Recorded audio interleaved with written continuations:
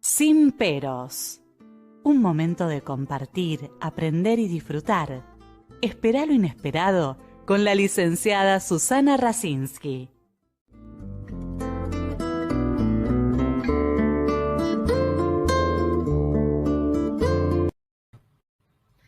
Muy buenas noches. La verdad que es un lujo el invitado que tenemos hoy. Realmente es un lujo, es una persona muy estudiosa, que ha trabajado muchísimo y trabaja muchísimos años en psicoanálisis y en educación y con los adolescentes. Bienvenido, doctor Guillermo Carvajal, desde Colombia. Buenas noches, Susana. Aquí estoy contigo con mucho gusto. Un placer, porque realmente es un lujo tenerte, la verdad, y de un país que quiero mucho. La gente de Colombia es muy bien, tiene un don de gente muy especial. Así que muchísimas gracias por estar. Te voy a presentar y vamos a empezar. Vamos a tener todo este mes distintas personas de distintos países para que podamos ver qué es lo que pasa con nuestros jóvenes, nuestros adolescentes, nuestros chicos. Bueno, el doctor Guillermo Carvajal tiene un extenso currículum. Voy a leer algo de todo lo que él hace. Es médico de la Universidad Javeriana desde 1966, ejercicio de la psiquiatría de adultos, niños y adolescentes desde 1970, psicoanalista de adultos, niños y adolescentes, investigador por más de 40 años en adolescencia. No me siento tan vieja. Estamos ahí, porque yo también, por eso, ¿viste? Todos me dicen, no parecés, pero bueno. Investigador por más de 35 años en educación, democracia y justicia de menores, lo cual también comparto, conferencias nacional e internacional en temas relacionados con niñez, adolescencia, pareja, familia, justicia de menores, educación y democracia. Profesor de pre y posgrado de las universidades javerianas y Andes. Profesor invitado de la Universidad de Salvador, de la Universidad Distrital de Bogotá y del doctorado de la Universidad de Chile. Miembro titular de la Sociedad Colombiana de Psicoanálisis. Director general de la Fundación del Instituto Colombiano de Psicoterapia Integral desde 1971. Miembro de IPA, como lo somos varios, de niños y adolescentes, asesor nacional e internacional de UNICEF, realizador junto con la Corte de Massachusetts de la Ley del Menor Infractor en El Salvador desde 1996. Gran tema. Vicepresidente y vocal de la Federación Latinoamericana de Psiquiatría Infantil de FLAPIA. Presidente de FEPAL de nuestra institución latinoamericana. Presidente del Consejo Superior de la Universidad de Beltrán. Director del Departamento de Niños de Adolescentes de FEPAL. Director también de SCOLPSI. Miembro y fundador y vicepresidente de la Academia Colombiana de Pedagogía y Educación. Director y presentador de muchísimos capítulos del programa de TV La Aventura de Crecer, una señal de Colombia. Director del proyecto piloto de investigación operativa transformadora de la dinámica educativa de 5 instituciones educativas de la ciudad de Neiva. Y escribió varias obras que nos vas a mostrar también para que la gente la conozca. Adolecer, la aventura de una metamorfosis. Si tenés alguno, lo vas mostrando. Si tenés alguno de los libros ahí. Muy bien. Cartas a Andrés, cómo formar un demócrata sin corromperlo. Esa no la tengo. Bueno, los que tengas. Adolescencia, entremeses y silabario, prioridad pervertir a los niños y creando talentos, que es una de las últimas obras, Respuesta a una escuela inoperante. Muy recomendable. Y tuvo muchas distinciones. De la Universidad Javeriana, presidente comité de admisiones, de la Universidad también Javeriana en la Facultad de Psicología, como el Año Internacional de la Juventud, de la Asociación de Psicólogos Javerianos, miembro honorario, de la Corte de Massachusetts, en homenaje por aportes a la democracia, en el Congreso de Colombia, el Colegio de Santander, el Colegio Latinoamericano de Psicoanálisis, de la Gobernación del Departamento de Uña, y un homenaje internacional en la fundación de nuestra colega y querida amiga, ¿no es cierto?, Yani Santamaría, en nuestro México. Así que bueno, con todas las presentaciones, vamos a ir un poco a dialogar contigo, que la gente lo espera con mucho entusiasmo cuando informé que ibas a estar. ¿Cómo definirías a la adolescencia? Bueno, la adolescencia la definiría en primera instancia como una etapa inevitable, una etapa psicológica, inevitable del desarrollo humano. Obviamente se puede hablar de la adolescencia desde el punto de vista biológico, pero a nosotros nos interesa la adolescencia desde el punto de vista mental. Una etapa inevitable del desarrollo, distinta, esencial y estructuralmente a la niñez y a la adultez. Ese es el tema complejo. Y esto es humano, estrictamente humano. Es decir, en cualquier momento cultural de la historia humana que conocemos, siempre ha habido adolescentes y siempre habrá, porque es una etapa del desarrollo humano. Ahora, yo diría, más bien, ¿no?, ¿qué es un adolescente? Si a mí me preguntan, ¿qué es un adolescente? Yo diría, un buscador de identidad. Para mí eso no tiene duda. Un adolescente es alguien en busca de sí mismo, de quién soy yo, de su identidad.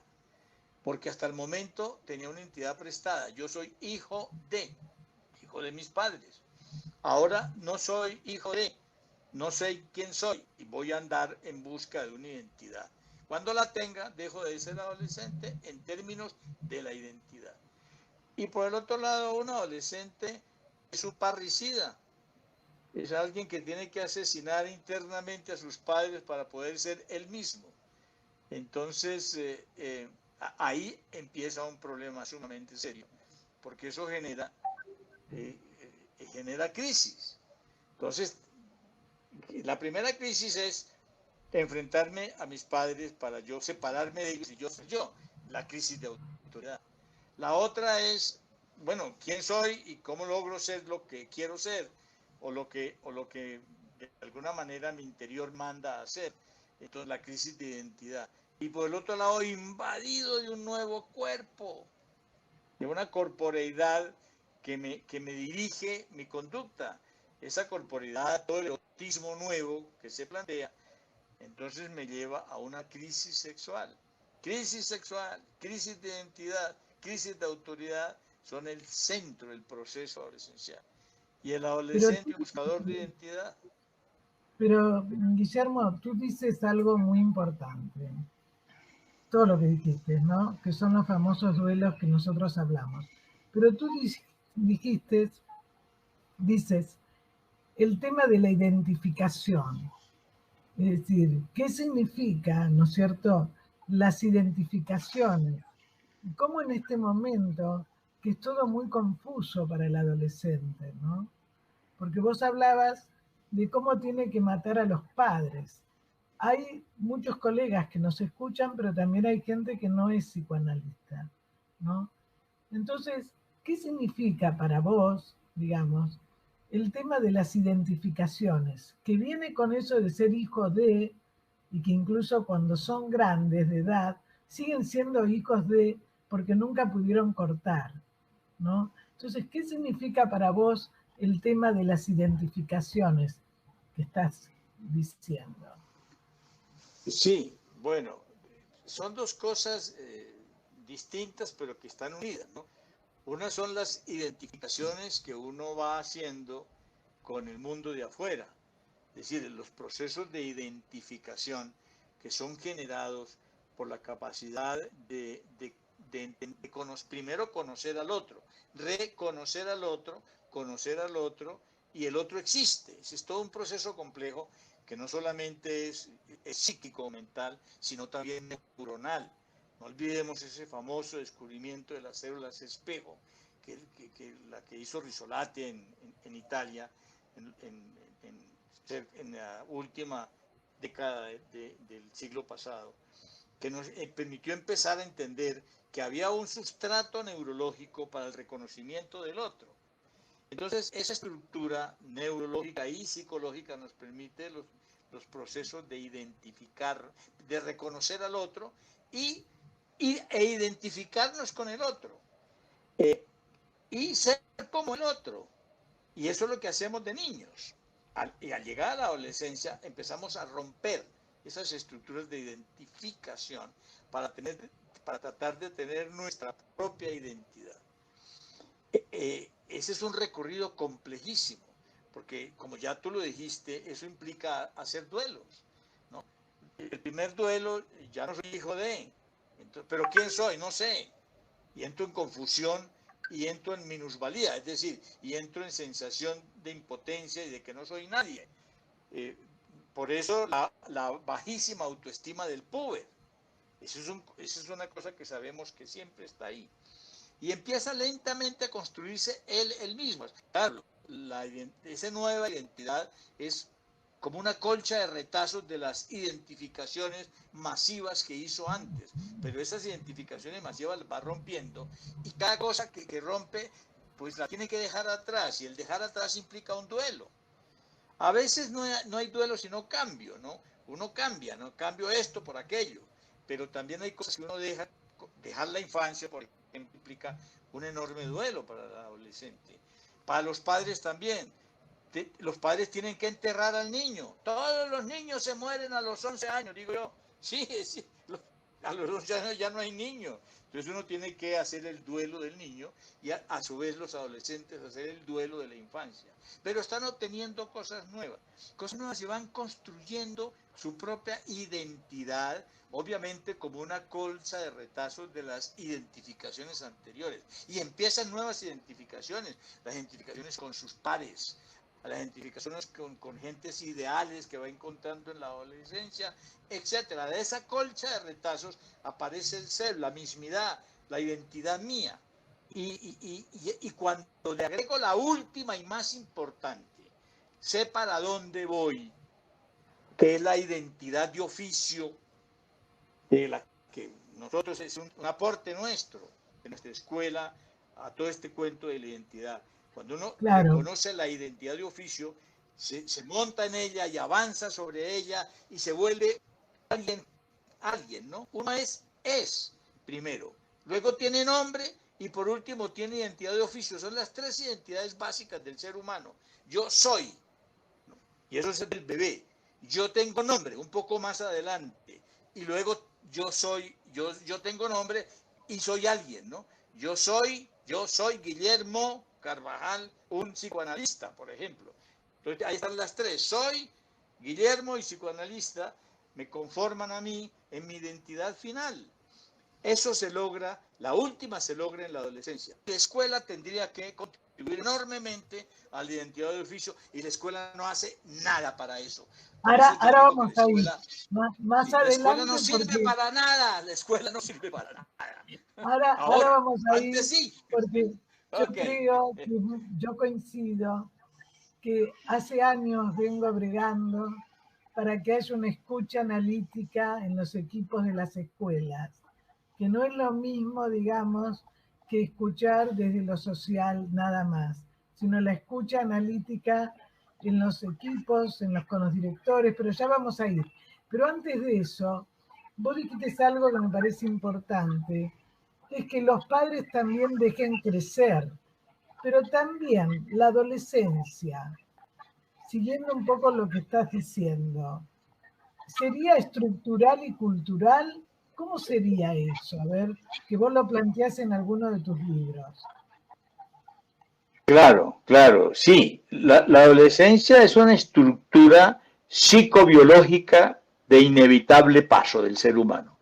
Es un cambio estructural, dejar de ser niño para ser adolescente y luego hacer otro nuevo cambio estructural para asumirse como adulto. Entonces, ahí hay un cambio estructural, pero desde el punto de vista interno y que contribuye enormemente la genética en esto. Pero por el otro lado, hay un cambio cultural también, o sea, la cultura influye en la adolescencia, le da forma a la adolescencia, le da un tipo particular de presentación.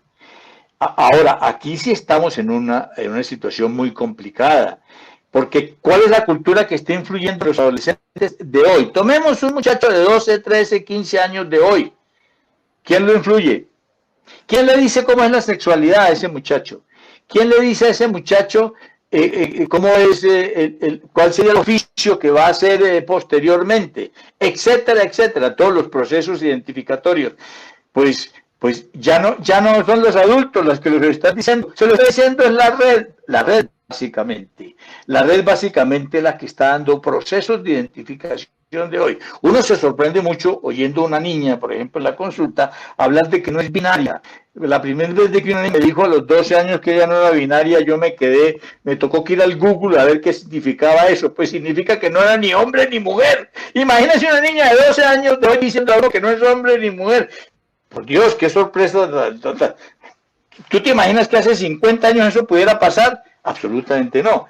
¿Quién le enseñó a la niña la binariedad o no binariedad? ¿La monja directora del colegio? ¿Su mamá o su papá? No, la red. Y le dio una identidad, la red. La semana pasada estuvo Leticia Glosser, que tú la conoces. Y justamente lo que se hablaba es que hay que, digamos, volver a estudiar y volver a revisar ciertos conceptos, ¿no es cierto?, con respecto a la sexualidad, porque hoy en día los chicos te dicen, yo soy bisexual, yo soy, pero además el peligro, porque cuando vos decís de las redes, por ejemplo, hay juegos como el Fortnite y otros, donde los chicos eligen personajes para identificarse, porque también hay una ausencia de adultos. Entonces el tema es, ¿cómo influye la cultura en este momento?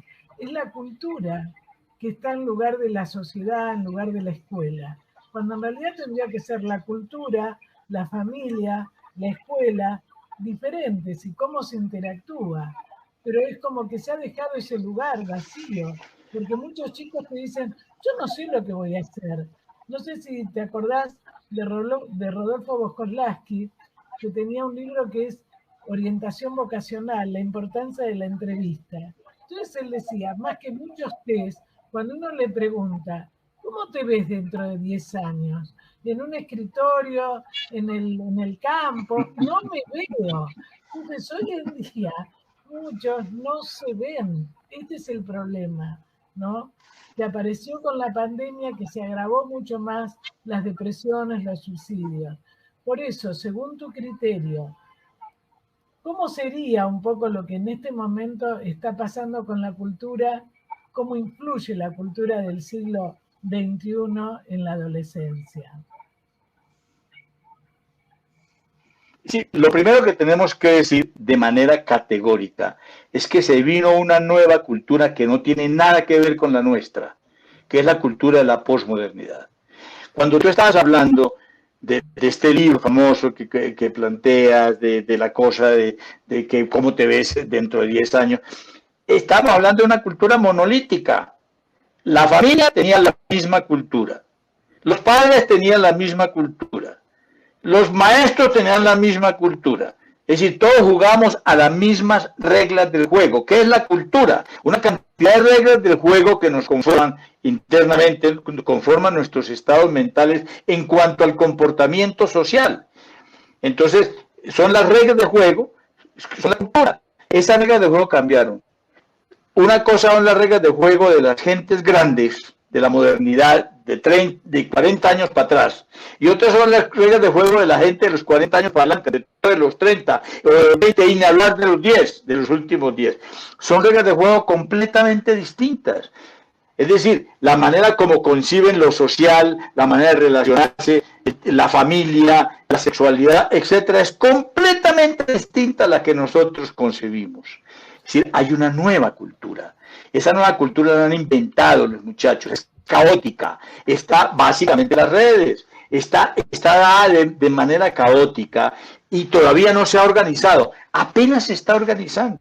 Es que la cosa es muy dramática, porque hay un cambio estructural de la cultura. Nosotros hablamos del cambio estructural de la cultura que pasó cuando pasamos de la Edad Media a la Edad Moderna y apareció el humanismo, ¿no? ¿Y eso cuánto duró? Es que todavía no hemos resuelto, empieza en el siglo XV y apenas los derechos humanos con la ONU empezaron a darle forma a esa tal cultura del humanismo. Mientras que esta cultura en 20 años se ha producido. En los últimos 20 años se ha producido, los últimos 30 si tú quieres, porque, y por eso agregar un poquito más, porque los primeros que empiezan a cambiar la cultura son los hippies. Son los primeros que empiezan a moverla, un cambio cultural. Los hippies están odiados, ¿no? Los hippies, esta cosa de la rebeldía que planteaban, hacer el amor y no la guerra, el consumo de sustancias, etcétera. Eso fue el inicio del cambio cultural de la posmodernidad, pero ya se cuajó. En los últimos 30 años el cambio ha sido brutal, desarrollado además por la cuarta revolución, la tercera revolución industrial, que es la revolución informática. Esa fue la que ha condensado el cambio cultural. Y por el otro lado, por el masaje que nos ha dado los derechos humanos. Entre los derechos humanos y la tercera revolución industrial tenemos un estructural cambio cultural. Eso no hay que dudarlo. No hay nada que ver, no tiene nada que ver un muchacho de 15 años hoy con la mente de un hombre de 50 años. Nada que ver. Son valores distintos, manera de mirar el mundo diferente, etcétera, etcétera. Ni hablar de las profesiones, ni hablar de lo que se viene que hay que hacer. La identidad y oficio que tienen esos muchachos no tiene nada que ver con la nuestra, porque son nuevas maneras de ser, nuevas profesiones, etcétera, etcétera. Un menú infinito. Lo que pasa es que hay confusión enorme en todo esto, ¿no? Y hay demasiados vacíos y demasiados saltos también al vacío. Es decir, hay cosas muy complicadas que los muchachos de hoy las tienen que superar. Yo no quisiera estar en ese pellejo, la verdad, porque es muy duro lo que están viviendo los muchachos. Amén de que les acabamos la pelota, de que les entregamos un mundo que a lo mejor es invivible. ¿Qué tal el cuento? Mejor apague y vámonos. Exactamente, porque además crea mucha mayor vulnerabilidad. Por eso en la pandemia, digamos, se bajó el telón de todo lo que ha pasado con el ecosistema, el clima, la pobreza, el hambre, el sistema educativo que nos sirve, en fin, hay un montón de situaciones, digamos, que todas juntas han logrado que el joven, por eso tanto el joven como el mayor, fueron de los más afectados en la pandemia, porque de alguna manera se les cortó la posibilidad de estar con nosotros, con los pares. Y nosotros en la clínica vemos justamente que lo que no se tuvo en cuenta en muchos gobiernos fue la pandemia de salud mental. Se tuvo en cuenta nada más lo biológico y no los efectos y las consecuencias de salud mental, ¿no? Entonces, de alguna forma, nuestro trabajo como analistas también ha cambiado y tenemos que estar abiertos a este cambio, porque si no lo aceptamos, no podemos ayudar, porque es así. No sé qué es lo que tú piensas. Sí, he puesto varios temas complejísimos, porque, claro, estamos en una crisis cultural en el 2019 y se nos viene la pandemia encima. Entonces, amén de todo este problema que está pasando, este enfrentamiento de estas dos culturas, de la modernidad y la cultura de la posmodernidad, aparece una pandemia. ¿Qué significa en términos operativos profundos, psicológicos profundos, una pandemia? La ruptura de nuestros hábitos, la ruptura de las rutinas. La rutina, nosotros estamos, como seres humanos, estamos rutinizados desde que somos bebés. ¿Y qué es una rutina? Es algo que nos integra, que nos da una sensación omnipotente de control de la realidad y por el otro lado, que nos da paz y tranquilidad. Y así víamos los seres humanos con nuestras rutinas. No las quitaron casi todas o todas para muchos. Para nosotros, sabes que no. Los analistas siempre vivíamos encerrados entre un cuarto. Entonces ahora cambiamos el cuarto del consultorio por el cuarto de la sala de la casa o lo que sea. Y seguimos encerrados igual. Nosotros nos cambiamos mucho, pero sí nos cambió la técnica. La técnica sí nos cambió. Porque qué tal ese cuento de nosotros tener una mínima tridimensionalidad como la teníamos en el consultorio y ahora estamos en la bidimensionalidad del Zoom. Y de la pantalla, estamos trabajando por pantalla, que además es mucho más exigente la pantalla, porque uno tiene que estar activo mirando a la otra persona todo el tiempo, una hora, por ejemplo, ¿no? Por eso hay un analista en Colombia que dice que lo que él hace es saludar al paciente y apaga la cámara, pero lo obliga a él tener la cámara abierta. Es decir, él está detrás en el diván, ¿no? Él está en su sillón y el paciente está en el diván. Y entonces, al no verlo, al que el paciente no lo vea, se repetirá de alguna manera el modelo clásico nuestro de diván-silla, ¿no? Pero claro, la técnica ha cambiado dramáticamente, nos obliga a replantearnos, esa es la gran discusión del psicoanálisis. Pero para los seres humanos corrientes el problema es la ruptura de las rutinas. Eso es lo más importante. Y además de eso nos quitan el espacio, nos transforman en el tiempo, nos quitan la intimidad, nos obligan a una cercanía absoluta con las gentes. Nosotros con la mujer, que cuántas horas teníamos, cuántas horas teníamos en el día del contacto, cualquier persona, cuántas horas tenía el contacto en el día con su cónyuge, cuántas. Y con los hijos, cuántas, pues hay 2 horas, 1 hora, a las 1:30. Y ahora son 24, ¿cómo le parece? Eso cambió, eso son cosas todas invasoras que tenemos que darles manejo y son traumáticas. Entonces el hipertrauma psicológico de la pandemia, ante todo el trauma de la ruptura de las rutinas, nos obliga a los seres humanos a replantearnos, y si no tenemos una buena capacidad de adaptación, no tenemos una buena capacidad de retomar nuevas cosas, de ser creativos en el mundo de la rutina y tener capacidad de frustración grande, de un montón de cosas que perdimos. Por ejemplo, una de las cosas que perdimos los seres humanos es el exhibicionismo. Siempre estamos en pantalla mostrándonos, con esa fantasía tonta de que nos están mirando y nos están admirando. Los seres humanos somos muy fantásticos, vivimos en un mundo fantasioso, en el espacio de ilusión que nos dice el gran Winnicott. Y todo eso se acabó, todo eso es traumático, entonces también nos inhiben nuestros erotismos, nuestros placeres anteriores y no nos entregan nada. Mira el drama tan grande que está el ser humano con esta pandemia. Y ahí nosotros quedamos en primera línea. ¿Quiénes tienes que responder por esto? Pues los terapeutas, las personas que oímos, que escuchamos al otro, que utilizamos el canal de la comunicación, del hablar, el canal del entender, del empatizar, etcétera, etcétera. Esa es la función nuestra. Estamos en primera línea y tenemos que trabajar con las gentes intentando tranquilizarlas ante el trauma. Estamos en este momento abocados, los terapeutas, a trabajar trauma. Estamos en un momento de trauma psicológico crónico en la humanidad. Algunos se han adaptado, otros no. La resiliencia de algunos es buena, la resiliencia de otros es negativa. Entre más negativa y menos buena sea la adaptación, más síntomas habrá como consecuencia, porque la emoción invade y aparecen los síntomas, y al aparecer los síntomas aparece la patología mental, ¿no? De todo índole que nosotros conocemos, amén de la violencia, amén de tantas cosas sociales que también sabemos que aparece, y obviamente esto puede llevar a situaciones extremas como el suicidio. A mí se me hace raro que no haya habido más suicidios, la verdad.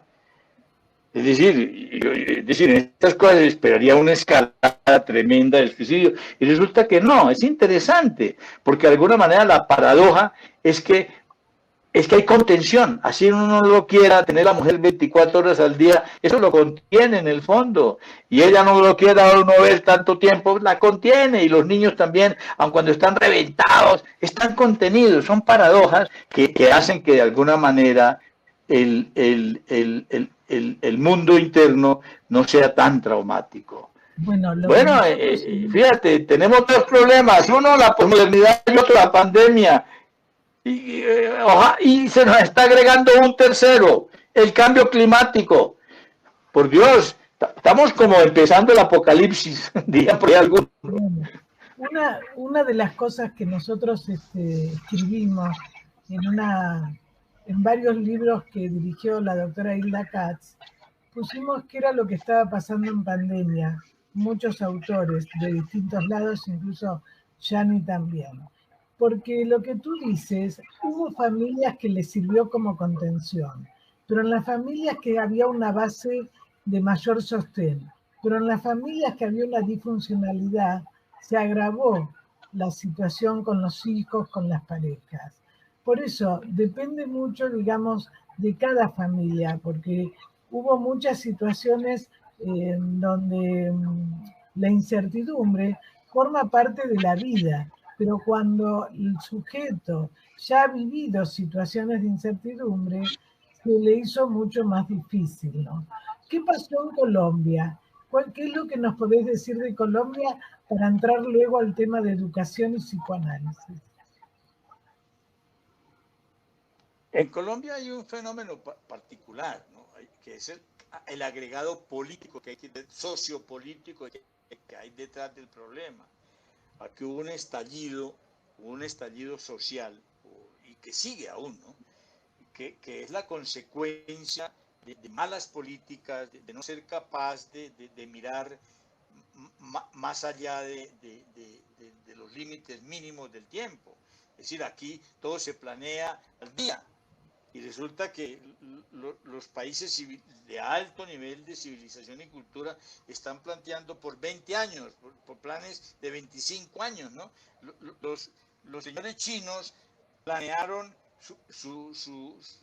la inmersión en el mundo global, lo planearon hace más de 20 años, 30 años, mandaron a su gente joven a estudiar en los Estados Unidos, a prepararse en la cultura occidental, etcétera, etcétera. Eso fue un plan establecido serísimo a 30 años vista. Mira las consecuencias. Se está tomando el mundo. Los latinos no pensamos ni en el ves vista. Entonces, tenemos una generación que no fue planeada y que cada día más negada de acceder a cosas que debía haber accedido, a la educación, a la salud, a todas las comodidades, a la tecnología, etcétera. Y ahí están las consecuencias. Es un estallido social inevitable. Esto es para sentarse a pensar muy seriamente que no podemos seguir siendo tan inmediatistas, América Latina es inmediatista, es una de las cosas más graves que le pasa a nuestros pueblos. No miramos más allá de las narices, no somos capaces de planear de verdad, sino, claro, tenemos el otro problemita que es la corrupción, que esa es inmediata, absoluta, y se quedan con todo. Entonces no se puede planear así, porque el dinero que debería utilizarse para planear 20 años vista se lo roban todo en toda América Latina. Entonces estamos perdidos. Claro, Colombia es como Chile, es como los demás países, es decir, el estallido ha sido en todas partes. Y en Colombia ha tenido otras cosas particulares. ¿Qué tal? Agrégale a eso ese inmediatismo absoluto y esa cosa omnipotente y mágica y loquísima del narcotráfico. Entonces, bueno, este país pero está en una situación muy compleja. Guillermo, no es solo Colombia. Yo creo que hay todo un plan, ¿no es cierto?, de aumentar la pobreza, de aumentar la ignorancia para todo lo que significa el narcotráfico, ¿no? Es decir, a nivel mundial. Entonces, ¿el tema cuál es? Cuando justamente estas cosas no se hablan y donde es el de turno y donde se anula, no importa si lo que hizo el anterior está bien, yo tengo que mostrar que ahora llegué yo al poder, ¿no? Y entonces en realidad, cuando se dice que se interesa del otro, nosotros sabemos la importancia de la otredad, del otro, como otro, porque también en los adolescentes, si el padre no permite eso, no lo deja crecer. Pero esto también pasa con los países, es decir, donde, como vos bien dijiste, es decir, donde nosotros teníamos, vos lo sabés muy bien, Argentina, la escuela pública siempre fue excelente, y en los últimos 20 años se deterioró mucho, porque también fueron planes de políticos. Es decir, donde se privatizó todo. Yo soy egresada de universidad pública y siempre hice todo públicamente, porque tenemos premios Nobel. Entonces, en este momento, también la educación está en crisis.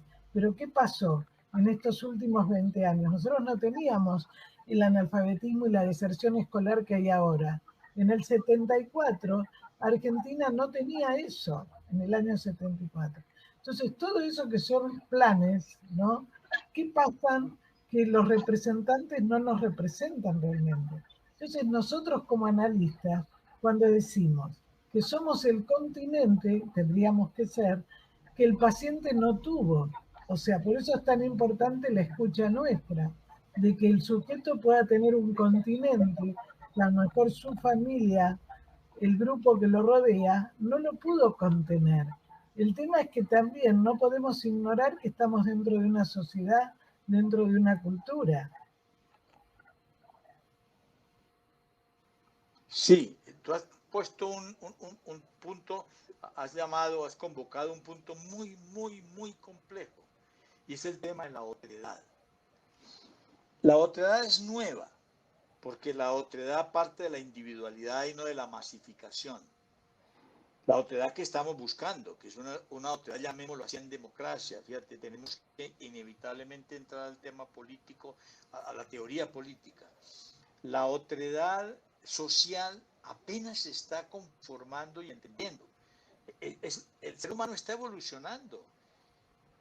Pues claro, la evolución se toma milenios, ¿no? Y se toma demasiados tiempos para poderse dar, lo sabemos. Ahora se acelera por la tecnología, pero todavía no estamos preparados a pensar en otredad, en mente de otredad, en mente de que el otro sea más importante que yo y por lo tanto el grupo sea más importante que yo, claro, y que el otro, ¿no? Esa otredad social todavía no existe y obviamente no está puesta en nuestros dirigentes. Si uno, claro, se pregunta por qué el que llega al poder es corrupto. Yo me lo pregunto muchas veces, ¿no? ¿Por qué esta maldición griega del ibris, que los griegos lo plantearon, ¿no? Si usted se vuelve rico y poderoso y tiene poder, se parece a los dioses y lo maldigo con la locura, decían los dioses griegos, ¿no? El ibris. Entonces uno los ve, ¿no? Lo poquito de otredad que tienen familiar y social estos personajes, cuando llegan al poder, la pierden, ¿no? Y aparece un egoísmo personal, que es la corrupción, y no se piensa en el otro, ¿no? Y claro, América Latina es más que eso. Bueno. Guillermo, creo que es importante que aclares para la gente que no es analista, que vos hablaste de otredad que recién empieza, y nosotros como psicoanalistas siempre tuvimos en cuenta al otro. Cuando Freud habla en psicología de las masas, claro, la importancia de la identificación, la masificación, que esto ya lo vimos con todos los movimientos populares, desde el nazismo hasta otros, donde justamente la persona en masa hace cosas que individualmente no se atreve. Entonces, pero me gustaría que lo aclares. Claro, pero fíjate que la masa... Sí. La masa tiende a ser desorganizada, una tendencia a la desorganización de la masa. Lo que el ser humano parece no haber adquirido es esa otredad, es decir, el otro primero que yo, en lo... Claro, pero cuando apagaste el teléfono, el micrófono, ¿se escucha? No, no se escucha. No se escucha. Ay, qué lástima. A ver. Salí y volví a entrar. A ver. No vas a ver. A ver.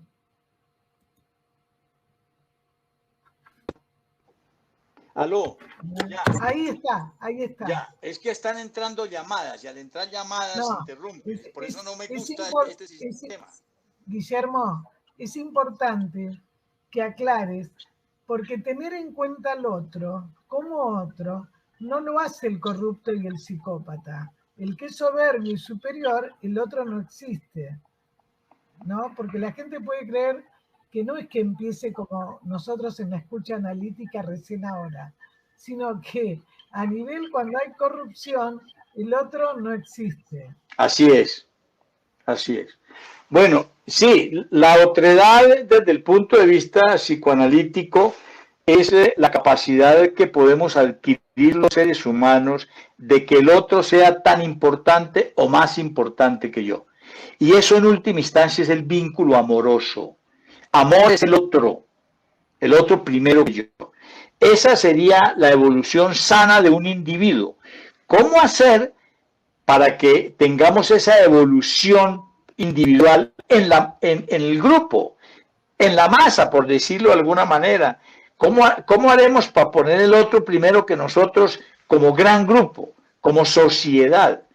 Esta es la parte compleja, porque lo que nosotros vemos es que los que llegan al poder, por eso hablé del ibris de los griegos, los que llegan al poder se enloquecen con el poder y se enloquecen con el dinero y entran en la corrupción y se olvidan del otro. El otro es la gran masa, a donde va a llegar ese dinero para poderse desarrollar y para poder tener un gran bienestar. Si yo fuese Maduro como político, tendría que tener un profundo goce por ver ese gran bienestar social, pero eso carecemos de eso, y carecemos de eso mucho, pareciera más en América Latina que en otras partes. Eso habrá que estudiarlo, y eso es estudio psicosociológico bien profundo e importante para hacerse, a ver qué tipo de remedios podemos ofrecer nosotros de nuestras disciplinas psicosociológicas para cambios estructurales de la sociedad.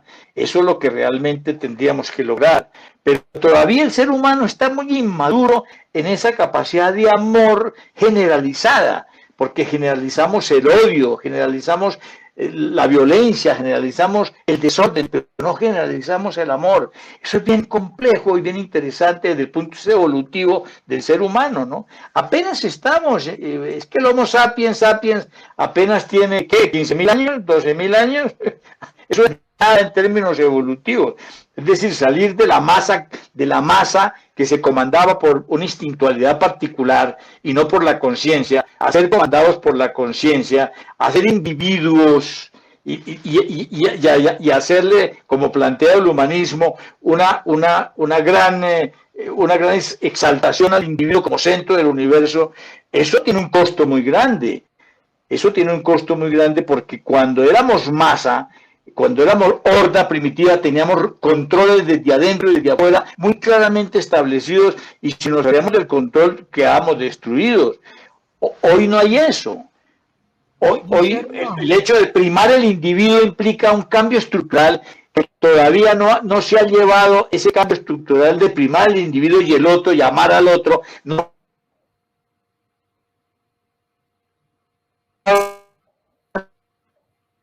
Se corta. para eso. Guillermo, se cortó. Escúchame, ya tenemos que ir cerrando, pero no quiero cerrar. Es que tenemos el problema del corte de esas intervenciones del celular, por eso no me gusta el celular. Te voy a comprometer. No, hay que ponerlo en vibración para que no te corte. A ver, pero no sé cómo hacer eso. Bueno, ya estamos cerrando. Escúchame, te voy a comprometer para el año que viene, pero quiero escucharte con el último libro que vos hiciste.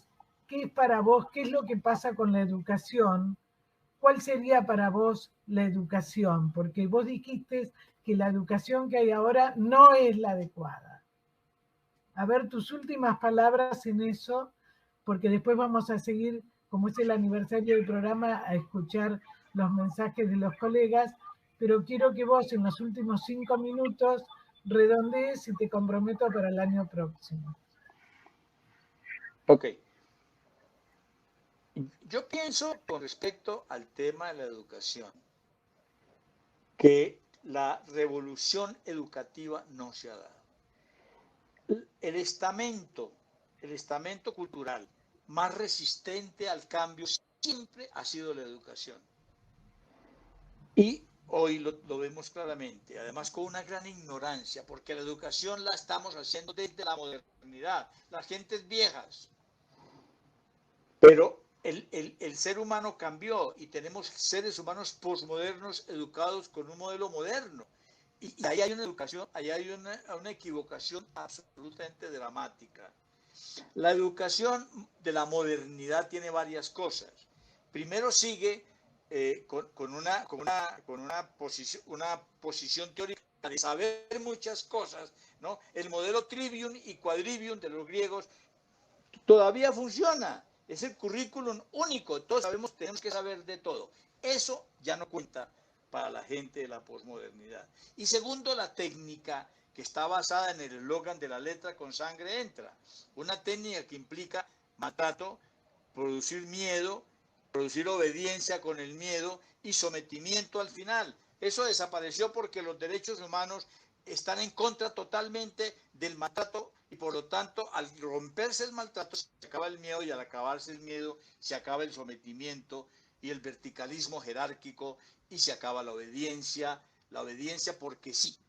Y el respeto aparece horizontalizado, no verticalizado. Respéteme porque soy mayor. No, te responden no. Lo respeto si usted me respeta a mí, porque yo igualmente, horizontalmente, tengo el mismo derecho que usted. Entonces, todas esas cosas que conformaban la educación de la modernidad, la letra con sangre entra, el currículum único y obviamente los instrumentos que se convertían en instrumentos de maltrato, como la nota, como los exámenes, como las pérdidas de año, todas esas cosas ya no funcionan para la posmodernidad. Los muchachos ya no pueden ir con eso. Hay que liquidar el currículum único, liquidar las notas, liquidar los exámenes, liquidar las pérdidas de año y generar otro modelo completamente distinto, tanto teórico como técnico, para poder educar a la gente de la posmodernidad. La escuela hoy está haciendo un daño enorme, enorme, en lugar de hacer un bien. Esos niños, esos muchachos metidos en la casa sin poder hacer nada, completamente paralizados, los ¿no? Ni trabajo ni estudio, son producto de una escuela que está haciendo un profundo daño a esa generación.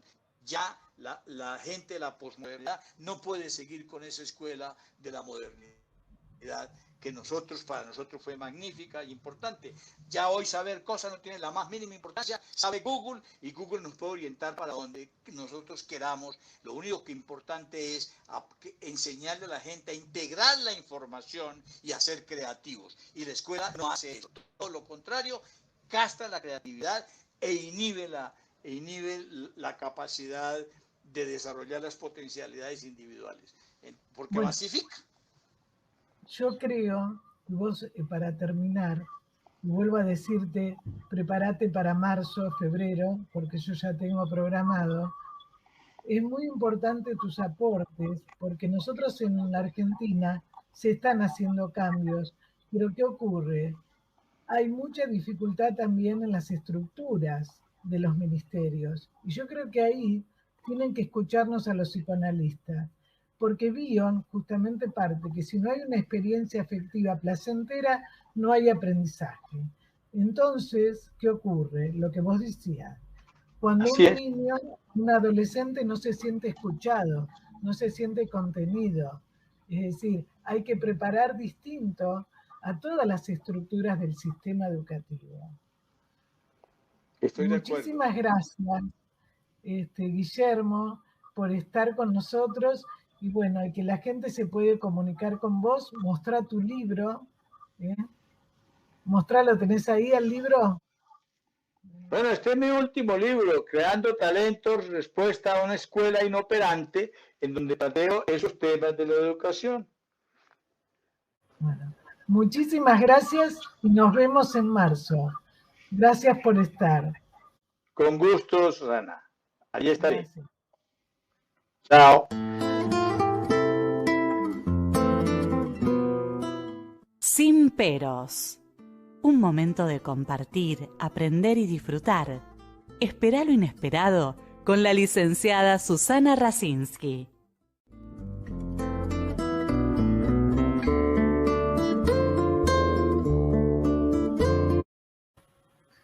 Continuamos escuchando a los colegas que nos acompañaron en todo este año en el programa.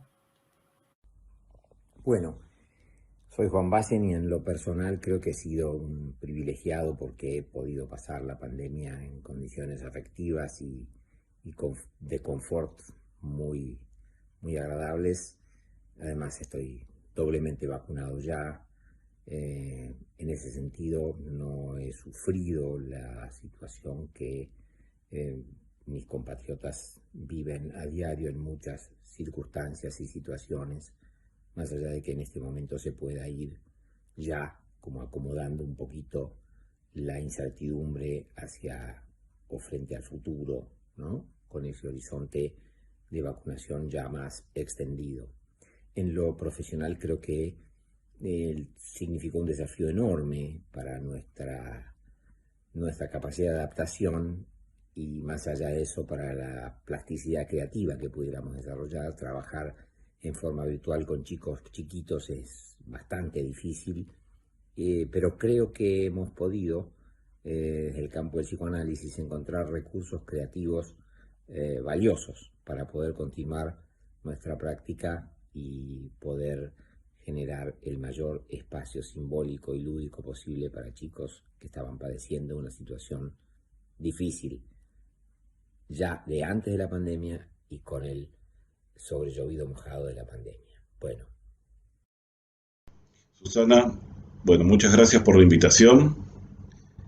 Muy agradable haber estado en tu programa para hablar de la construcción del mundo y cómo eso influye en el aparato psíquico. Bueno, tu pregunta es, ¿cómo influyó o cómo me sentí durante la pandemia? Y esa pregunta se responde de la siguiente manera. Creo que la pandemia ha puesto en jaque todas las tradiciones psicoterapéuticas, en particular del psicoanálisis, así que fue una buena oportunidad para apostar a la reinvención de nuestro oficio, que yo siempre lo pienso más que como una labor científica dura, como una producción permanentemente artesanal, ¿no? Que eso es lo que posibilita que el psicoanálisis vaya actualizándose y adaptándose sin perder su esencia, ¿no? Que es la primacía del reconocimiento del inconsciente, del conflicto psíquico, bueno, y otras cosas que atañen al psicoanálisis, ¿no? Así que bueno, son nuevas épocas donde se van a mixturar sesiones presenciales con sesiones online, así que bueno, es un lindo desafío. Muchas gracias y un abrazo enorme. Bueno, quería agradecer mucho a Susana Rasinski por la oportunidad que nos dio de participar en el programa de Radio Sin Peros, un programa muy interesante donde podemos reflexionar sobre las infancias, sobre la educación, sobre la formación docente y en este caso hablamos de la formación docente o de futuros docentes de nivel inicial y fue un momento y un encuentro muy provechoso para todos. Muchas gracias, hasta luego. Hola, buenas noches. Bueno, llegó el día en el que el programa Sin Peros de Susana Rasinski por la Propuesta Radio llega a su primer año. Felicitaciones, Susana, tenés que estar más que orgullosa, más que satisfecha por todo este año tan interesante, tan productivo. Como te decía, para mí este es un programa que nació por tu amor al psicoanálisis, por tu pasión por transmitirlo y por compartir con distintas personas distintas experiencias de la vida, que a lo largo de este año que ha sido difícil, un año especial si se quiere, un año de pandemia, donde todos estuvimos muy encerrados, nos abrió la puerta al mundo, nos permitió comunicarnos con el otro, nos permitió comunicarnos entre nosotros, compartir experiencias. Bueno, te felicito por todo este emprendimiento, por todo este entusiasmo que vos transmitís, que realmente hace que uno valore mucho estos espacios. te felicito, te agradezco que me hayas convocado, que me hayas permitido compartir mi experiencia con las personas y contarle un poquitito de lo que yo hago. Y bueno, por tu calidez, por tu generosidad. Muy, muy, muy feliz primer año y que sean muchísimos más. Un beso grande y a seguir así.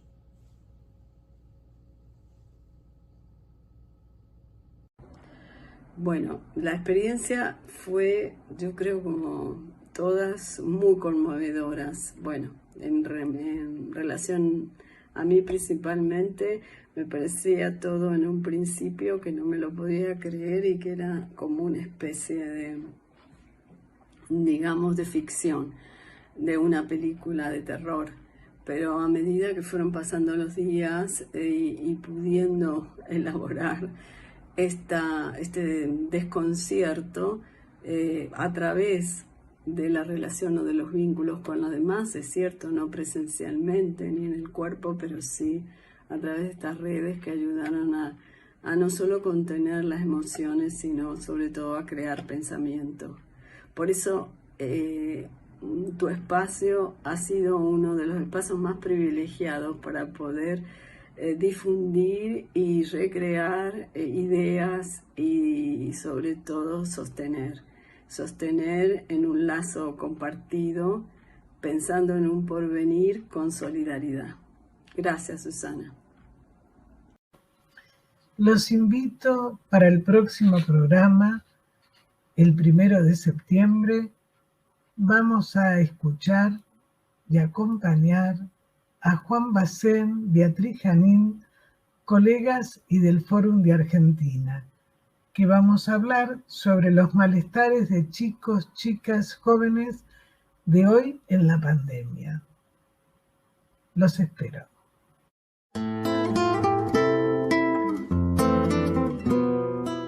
Sin peros. Un momento de compartir, aprender y disfrutar. Esperá lo inesperado con la licenciada Susana Rasinski.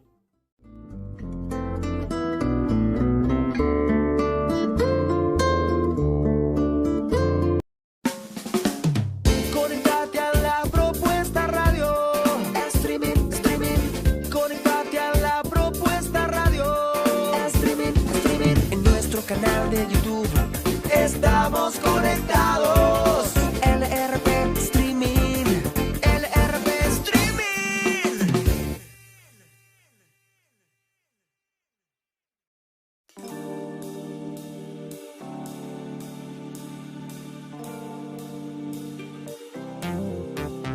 La Propuesta Radio presenta